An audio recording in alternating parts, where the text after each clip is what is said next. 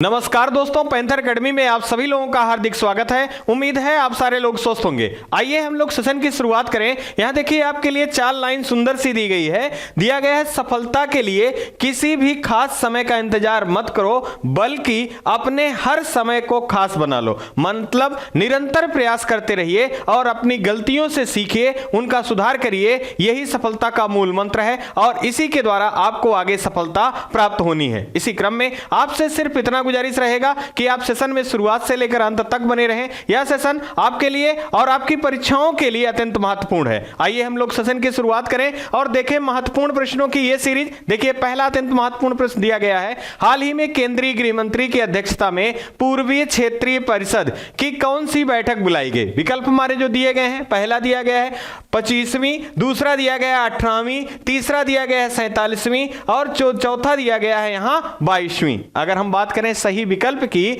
तो हमारा विकल्प नंबर ए सही है, 25वीं बैठक बुलाई गई। अगर हम बात करें कि क्षेत्रीय परिषद की तो वर्तमान में कितने क्षेत्रीय परिषद हैं तो उसको हम जाने, जिससे आगामी परीक्षाओं में हमारे प्रश्न गलत ना हो। तो सबसे पहला आपको ध्यान रखना है पूर्वी परिषद, दूसरा आपका याद रखना है पश्चिमी, तीसरा आपका है उत्तरी और चौथा जो है ये दक्षिणी है। साथ ही साथ यही आपको याद रखना है मध्य परिषद भी है और हाल ही में उत्तर पूर्व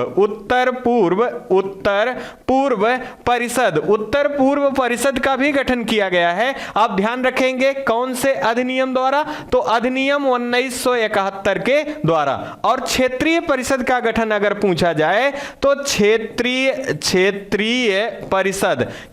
परिषद की गठन की बात की जाए तो यह किस अधिनियम के द्वारा, तो अधिनियम 1956 के द्वारा गठन किया गया था क्षेत्रीय परिषदों का। और इसके वर्तमान में या इसके अध्यक्ष कौन होते हैं, तो गृह मंत्री। कौन? गृह मंत्री जो होते हैं इनके अध्यक्ष होते हैं। और वर्तमान में गृह मंत्री कौन है, तो अमित शाह जी। अमित शाह जी जो हैं ये वर्तमान में गृह मंत्री के साथ साथ भारत के पहले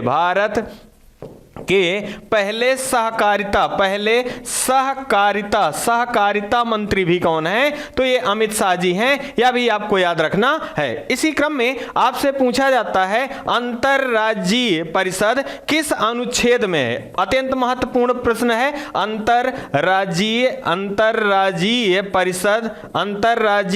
परिषद जो है परिषद ये किस अनुच्छेद में है, तो आप जरूर इसे याद रखेंगे। अनुच्छेद 263 में अंतरराज्यीय परिषद का गठन की बात की गई है। और इसके अध्यक्ष कौन होते हैं, तो आप ध्यान रखेंगे इसके अध्यक्ष के रूप में प्रधानमंत्री कौन होते हैं, प्रधानमंत्री होते हैं। यह भी आपको ध्यान रखना है। अगर हम बात करें हमारे प्रश्न की कि पूर्वी परिषद की 25वीं बैठक बुलाई गई थी और यह कहां बुलाया गया था, तो कोलकाता। कहां? कोलकाता में बुलाया गया था। यह भी आपको स्थान भी याद रखना है। साथ ही साथ किसकी अध्यक्षता में, तो यह बैठक अध्यक्षता में अमित शाह जी की अध्यक्षता में यह बैठक बुलाई गई। इसी क्रम में कुछ अन्य महत्वपूर्ण बिंदु दिए गए हैं। जैसे अगर बात की जाए 18वीं की, तो आपको भूलना नहीं है G20 देशों का जो 2023 में बैठक बुलाया जाएगा, यह भारत के द्वारा G20 देशों का क्रम कौन सा होगा, तो यह 18वां क्रम है। यह भी ध्यान रखना है। यहीं पे अगर हम 47वीं की बात करें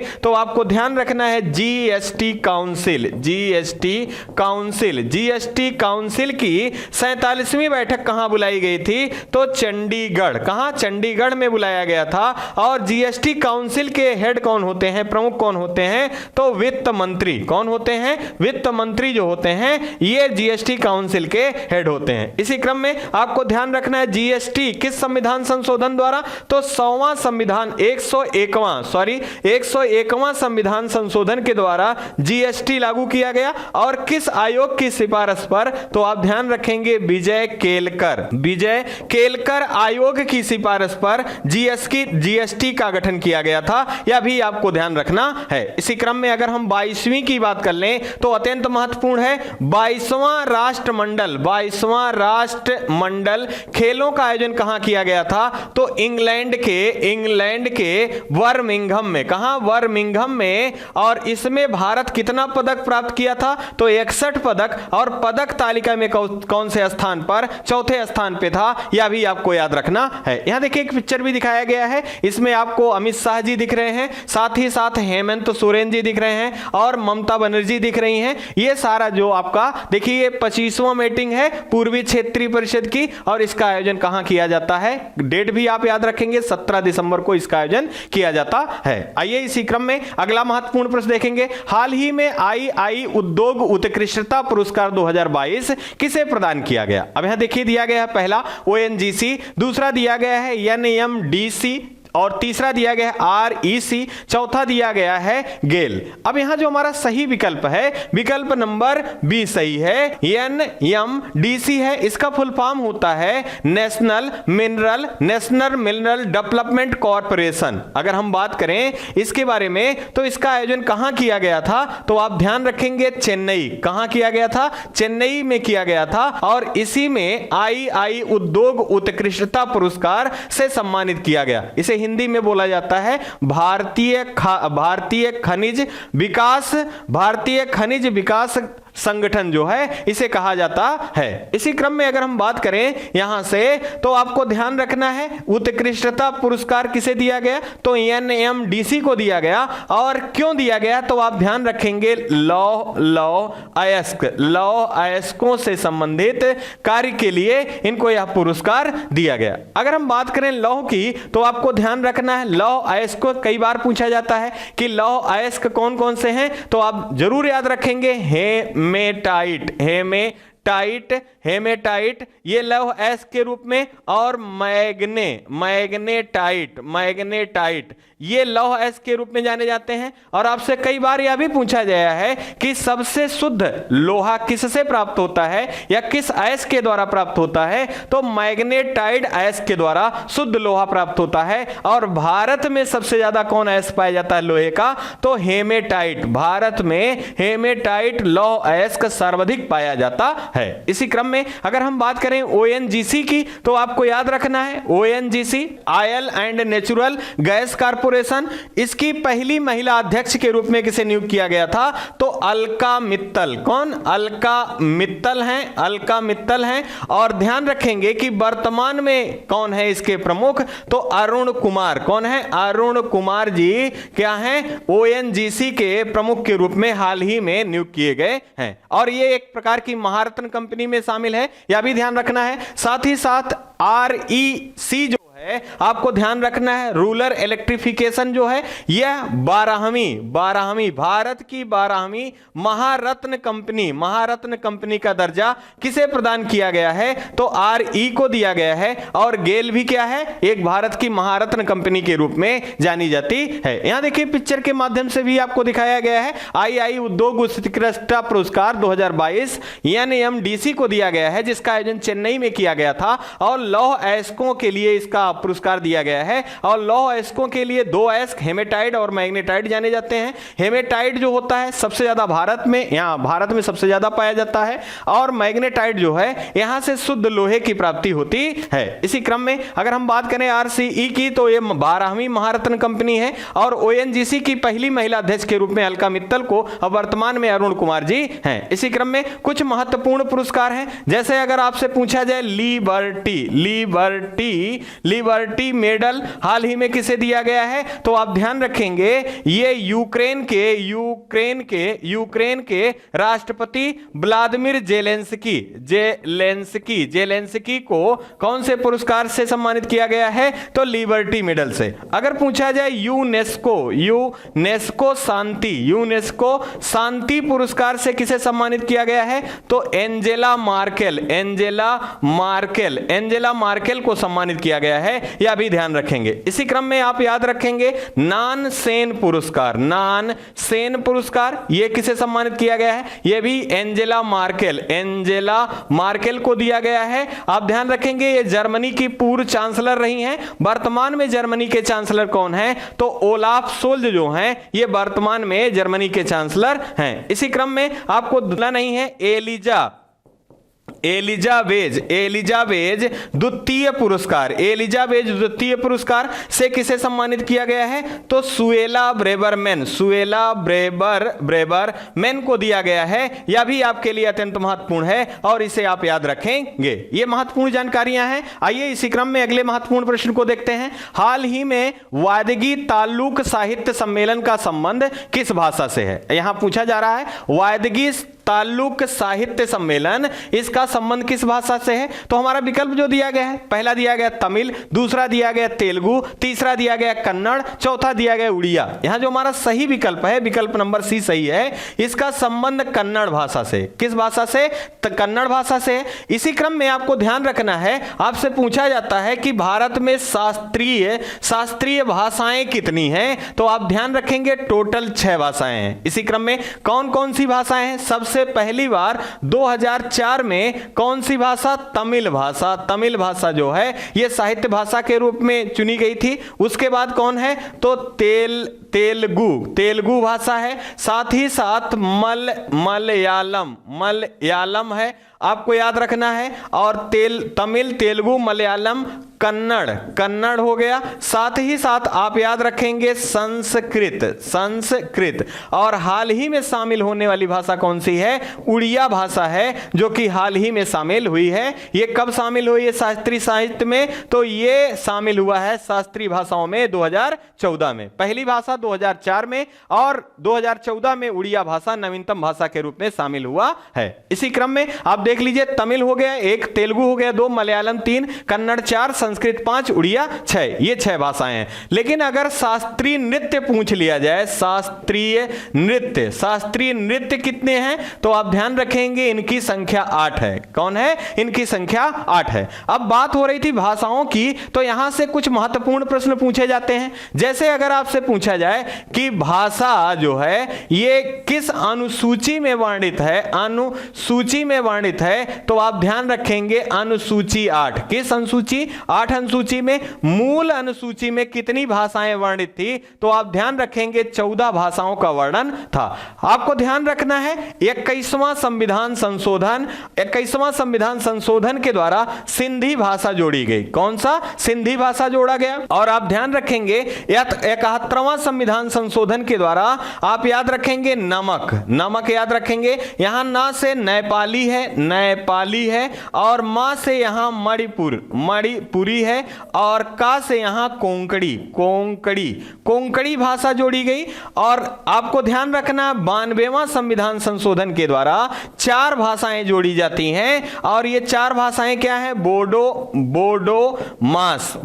मास है, याद रखेंगे। बो से यहां बोडो है, डो से यहां डोगरी है और मां से यहां मैथिली है और सा से यहां संथाली भाषा। ये 4 भाषाएं जोड़ी गई और ओवरऑल भाषाएं कितनी हो गई हैं? अब टोटल 22 भाषाओं का राज्य व्यवस्था में उल्लेख है। अगर हम बात करें कि किस भाग में भाषा है, तो भाग भी याद रखेंगे। भाग 17 में भाषाओं का वर्णन है। अनुच्छेद अगर आप याद रखें तो अनुच्छेद 343 से 350 तक किसका वर्णन है? भाषाओं के बारे में वर्णन है, यह भी ध्यान रखना है। अगर हम बात करें कि राज्य व्यवस्था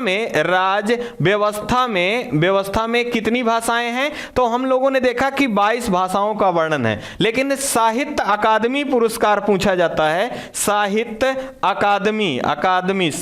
अकादमी पुरस्कार कितनी भाषाओं में दिया जाता है? तो आप ध्यान रखें टोटल 24 भाषाओं में दिया जाता है। और 2 भाषाएं कौन राज्य व्यवस्था में नहीं वर्णित हैं? तो आप ध्यान रखेंगे पहली राजस्थानी है, दूसरी कौन सी भाषा है? तो अंग्रेजी भाषा। इन 2 भाषाओं का उल्लेख कहां नहीं है? राज्य व्यवस्था में नहीं है। आइए इसी क्रम में हम लोग अगला महत्वपूर्ण प्रश्न देखें। इससे पहले आप एक महत्वपूर्ण जानकारी और देख लें। काशी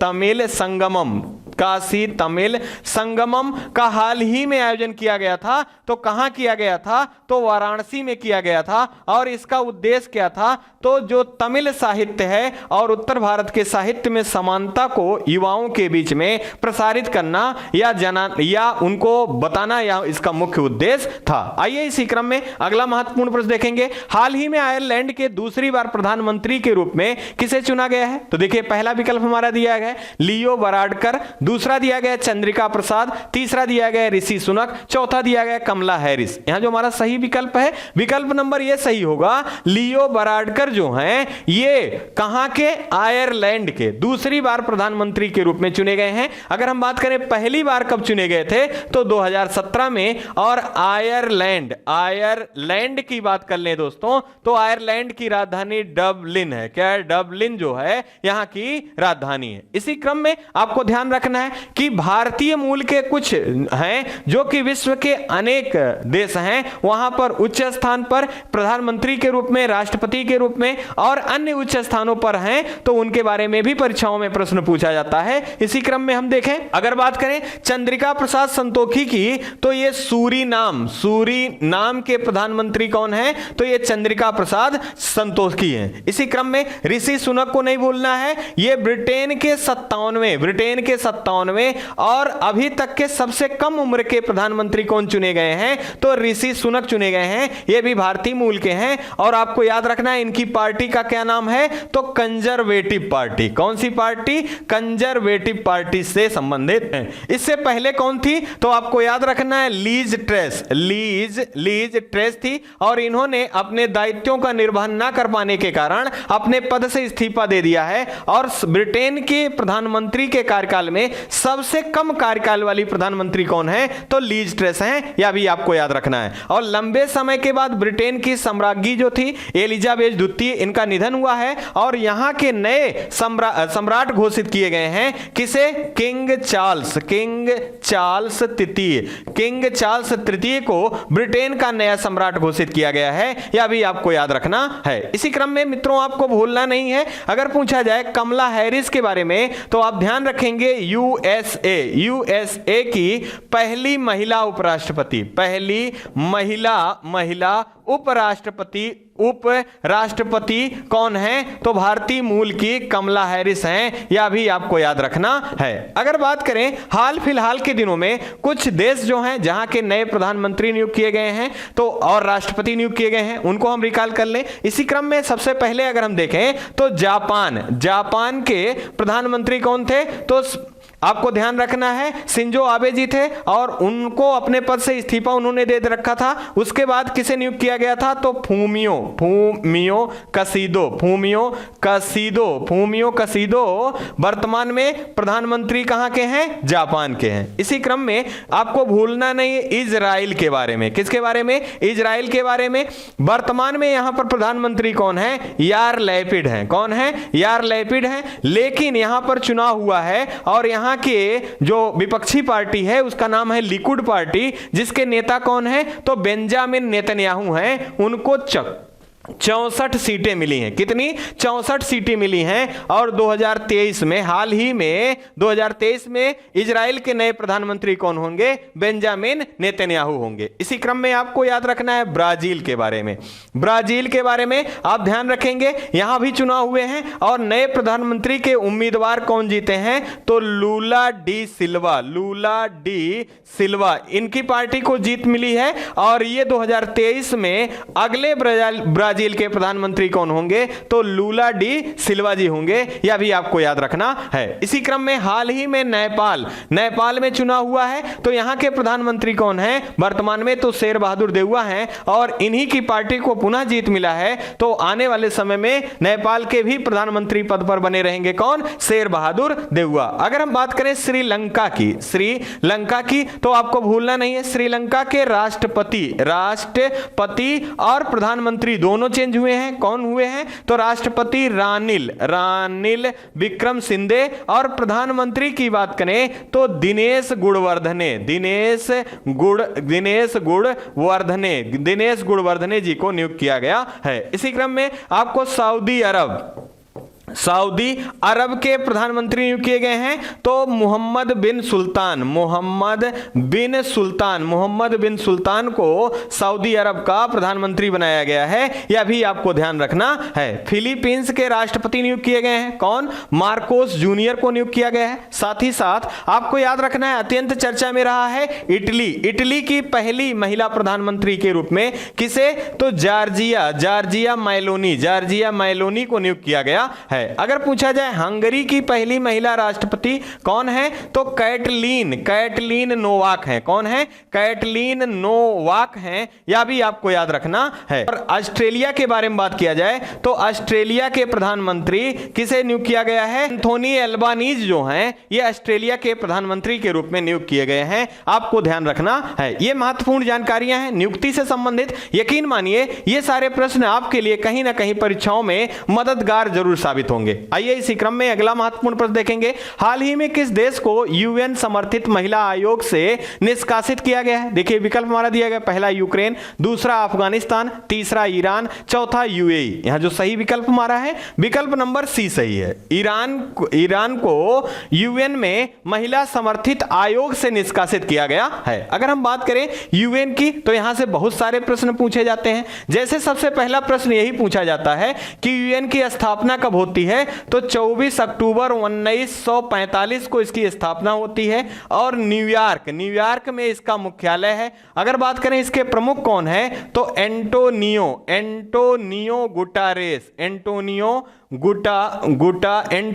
गुटारेस जो हैं यहाँ के क्या हैं? यहाँ के प्रमुख हैं। साथ ही साथ ये किस देश के हैं? तो पुर्तगाल के। कहाँ के? पुर्तगाल के हैं। पुर्तगाल की राजधानी क्या है? लिस्बन है। इसके कितने अंग हैं? यह भी प्रश्न पूछा जाता है। 6 अंग हैं। यहाँ कितनी भाषाएं प्रयोग में आई जाती हैं? तो 6 भाषाओं का प्रयोग किया जाता है। इसी क्रम में अगर बात करें महिला समर्थित भाग कौन सा है तो आप ध्यान रखेंगे सामाजिक और आर्थिक परिषद जो है यूएन का, यह महिला समर्थित परिषद के रूप में है। और इसमें कितने मेंबर होते हैं? तो 54 मेंबर होते हैं। साथ ही साथ इसमें ध्यान रखना है इसी के द्वारा इसको इकोकॉस के नाम से भी जाना जाता है। इसी के द्वारा ईरान को अलग कर दिया गया है। अगर हम बात करें यहां क्यों अलग किया गया है तो लिंग भेद भाव के कारण ईरान को अलग किया गया है। किससे अलग किया गया है? तो यूएन के द्वारा महिला समर्थित भाग से अलग किया गया है ईरान को। ईरान से आपको ध्यान रखना है ईरान की राजधानी क्या है? तेहरान। ईरान की राजधानी तेहरान है। और एक यहां महत्वपूर्ण प्रश्न पूछा जाता है रामसर स्थल के बारे में कि रामसर स्थल कहां स्थित है? तो ईरान का एक स्थल है रामसर। और यहां पर एक कन्वेंशन होता है 2 फरवरी 1971 ईस्वी में। और ये आर्द्र भूमियों के संरक्षण के लिए होता है।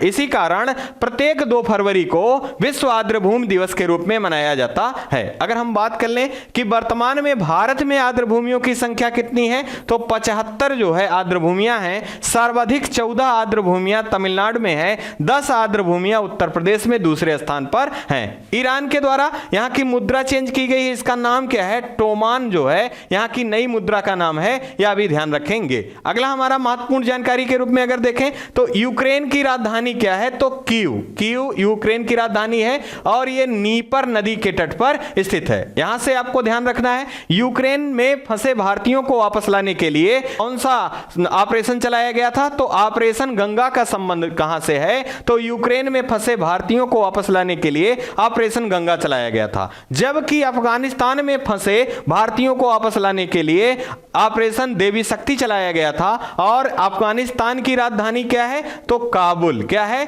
काबुल है, आपको ध्यान रखना है। अगर यूएई की बात करें तो अबू धाबी जो है यूएई की राजधानी है, यह भी आपको याद रखना है। आइए इसी क्रम में अगला महत्वपूर्ण प्रश्न देखेंगे। अगला है हाल ही में 11वां वैश्विक खाद्य सुरक्षा सूचकांक में भारत का स्थान क्या है? देखिए इंडेक्स से एक महत्वपूर्ण प्रश्न पूछा जा रहा है तो यहां विकल्प दिया गया, पहला 18वां, दूसरा 87, तीसरा जो है 107, चौथा जो दिया गया 120। यहां जो हमारा सही विकल्प होगा, विकल्प नंबर ये सही होगा। भारत का स्थान कितना है? 68वां है। इसी क्रम में अगर हम बात करें तो 2021 में इसका स्थान कितना था? 71वां था। कितना था? 71वां था। और वैश्विक खाद्य सुरक्षा सूचकांक किसके द्वारा जारी किया जाता है? तो आप संस्था का नाम याद रखें, द इकोनॉमिस्ट के नाम से, संस्था के नाम से ये जानी जाती है, इसी के द्वारा जारी किया जाता है। और ये कहां का? इंग्लैंड की संस्था है। अगर हम बात करें यहां पहले स्थान पे कौन सा देश है? तो फिनलैंड है। फिनलैंड जो है ये पहले स्थान पे है। और भारत का स्थान किस स्थान पे है? तो भारत 68वें स्थान पे है। यह भी ध्यान रखना है। इसी क्रम में एक प्रश्न पूछा जाता है, खाद्य सुरक्षा दिवस, खाद्य सुरक्षा दिवस कब मनाया जाता है? तो आप ध्यान रखेंगे खाद्य सुरक्षा दिवस प्रतिवर्ष 7 जून को मनाया जाता है। कब मनाया जाता है? 7 जून को। लेकिन अगर पूछ लिया जाए विश्व खाद्य दिवस कब मनाया जाता है, तो यह आपके लिए अत्यंत महत्वपूर्ण है। यह 16 अक्टूबर को मनाया जाता है। क्यों? क्योंकि आपको ध्यान रखना है 16 अक्टूबर 1945 को FAO की स्थापना होती है, फूड एंड एग्रीकल्चर ऑर्गेनाइजेशन, जिसका मुख्यालय कहां है? रोम, इटली की राजधानी रोम में स्थित है। इसी क्रम में इंडेक्स से बात हो रही थी, तो हमको महत्वपूर्ण इंडेक्स जरूर याद रखने हैं। जैसे मर्सर के द्वारा हाल ही में रिपोर्ट आया था, पासपोर्ट रिपोर्ट, इसमें विश्व का सबसे ताकतवर पासपोर्ट किस देश का है? तो UAE का है। और भारत का स्थान कितना है? तो यहां पर भारत का स्थान 87 है। अगर बात करें वैश्विक भूखमरी सूचकांक में, तो आप ध्यान रखेंगे भारत का स्थान 107वां है। और पिछले वर्ष कितना था? तो 101 इसका स्थान था। 6 पायदान नीचे खिसक गया है। कौन? भारत। इसी क्रम में सतत विकास की बात करें तो भारत का स्थान कौन सा है सतत विकास इंडेक्स में? तो भारत का स्थान 120वां है। अगर हम बात कर लें यहां महत्वपूर्ण अन्य जानकारियों के रूप में, तो HDI ह्यूमन डेवलपमेंट इंडेक्स की बात करें तो भारत का स्थान 132 है। कितना? 132 है। खुशहाली सूचकांक की बात करें तो खुशहाली सूचकांक में भारत का स्थान कितना है? तो आप ध्यान रखेंगे 136 है। और शांति सूचकांक की बात करें तो भारत का स्थान 135 है। और ग्लोबल जेंडर गैप में अगर देखें भारत का स्थान कितना है, तो आप जरूर याद रखेंगे यहां पर स्थान 135 है। यह महत्वपूर्ण इंडेक्स से संबंधित है। और एक प्रश्न और याद रखें कि 2022 का विश्व खाद्य पुरस्कार किसे दिया गया है? तो यह डॉक्टर सिंथिया को दिया गया है। और यह USA से संबंधित है। यह भी आपके लिए अत्यंत महत्वपूर्ण प्रश्न के रूप में है। आइए अगले महत्वपूर्ण प्रश्न को देखते हैं। हाल ही में किस देश को यूरोपीय संघ का तीसरा औपचारिक उम्मीदवार घोषित किया गया है? अत्यंत महत्वपूर्ण प्रश्न यह भी है। तो आप ध्यान रखेंगे यूरोपीय संघ से बात हो रही है, तो विकल्प हमारे दिए गए, पहला यूक्रेन, दूसरा मालदोवा, तीसरा दिया गया बोस्निया, और चौथा दिया गया क्रोएशिया। अगर हम बात करें सही विकल्प की, तो विकल्प नंबर बी जो है मालदोवा है। यह यूरोपीय संघ का तीसरा औपचारिक देश के रूप में बना है। अगर मालदोवा की राजधानी के बात करें तो चिसिनाउ जो है यहां की राजधानी है। साथ ही साथ अगर हम बात करें यूक्रेन की, तो भी हम लोगों ने देखा है कीव इसकी राजधानी है। और बोस्निया की राजधानी की बात करें तो साराजेव जो है यहां की राजधानी है। क्रोएशिया की बात करें तो जाग्रेव जो है यहां की राजधानी के रूप में है। अगर हम बात करें यूरोपीय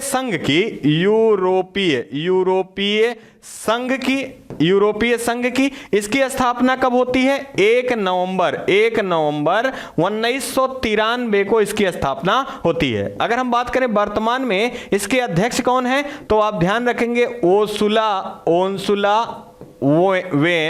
when der Leyen, Ursula von der Leyen जो हैं ये वर्तमान में क्या हैं, इसकी अध्यक्ष हैं, आपको ध्यान रखना है। अगर हम बात करें इसमें टोटल देश कितने हैं, तो 27 देश शामिल हैं और इसका मुख्यालय कहां है, तो बेल्जियम, बेल्जियम की राजधानी, बेल्जियम की राजधानी क्या है, तो आप ध्यान रखेंगे बेल्जियम की राजधानी ब्रुसेल्स है, यहां पर यूरोपीय संघ की राजधानी मुख्यालय है। इसी क्रम में आपको ध्यान रखना है ये तीसरा औपचारिक देश है, तो हमको ध्यान रखना है कि पहला और दूसरा कौन है, तो आप ध्यान रखेंगे पहला औपचारिक देश के रूप में यूक्रेन, कौन था, यूक्रेन। दूसरा कौन था, तो आप ध्यान रखेंगे बोस्निया जो देश है ये दूसरा औपचारिक देश बना था, और तीसरा औपचारिक देश के रूप में कौन चुना गया है, तो मोल्दोवा चुना गया है। यह भी आपके लिए अत्यंत महत्वपूर्ण प्रश्न के रूप में है। ये महत्वपूर्ण जानकारियां हैं, आप जरूर ध्यान रखेंगे। आप ध्यान रखेंगे G20 देशों में कौन कौन से देश शामिल हैं, तो आप याद रखें 19 देश शामिल हैं और एक यूरोपीय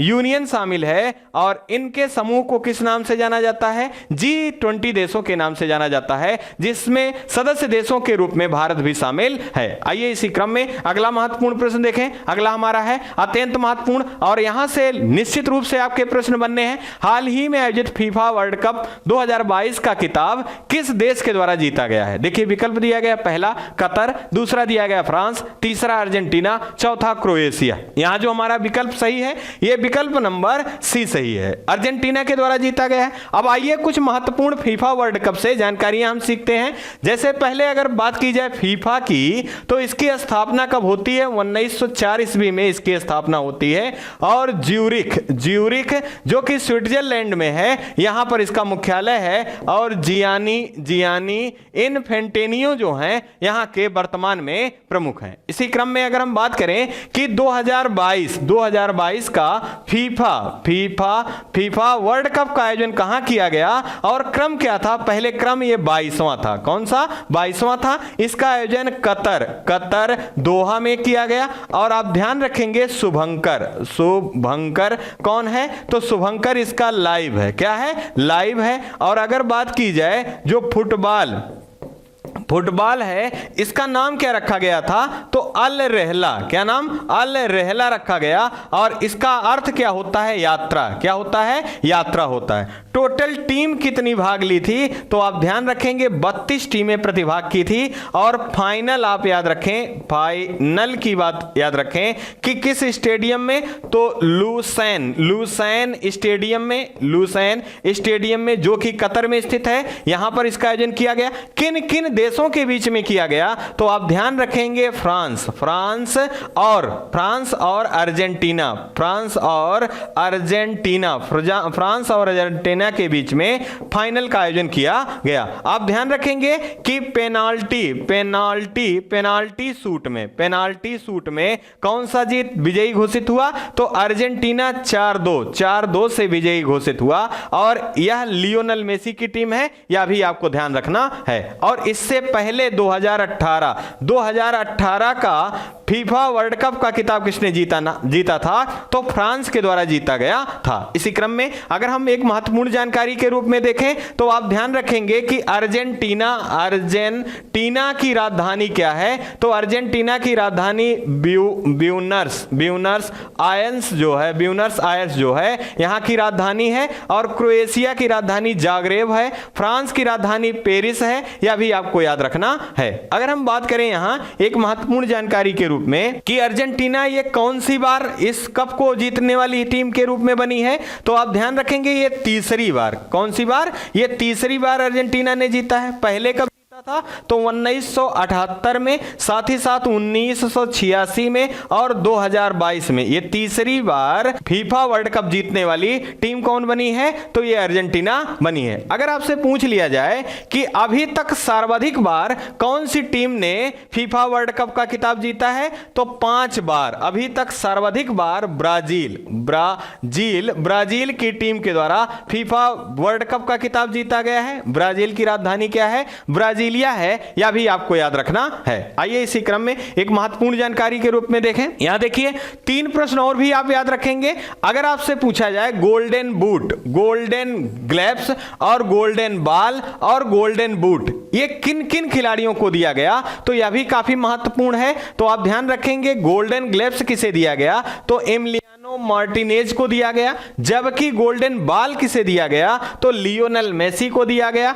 और मबापे को गोल्डन बूट से सम्मानित किया गया। और ये किस देश के हैं, ये फ्रांस के हैं, यह भी ध्यान रखना है। 2 खिलाड़ी फ्रांस के और एक गोल्डन बॉल वाले जो हैं ये लियोनेल मेसी जो कि अर्जेंटीना के हैं, यह भी आपको याद रखना है।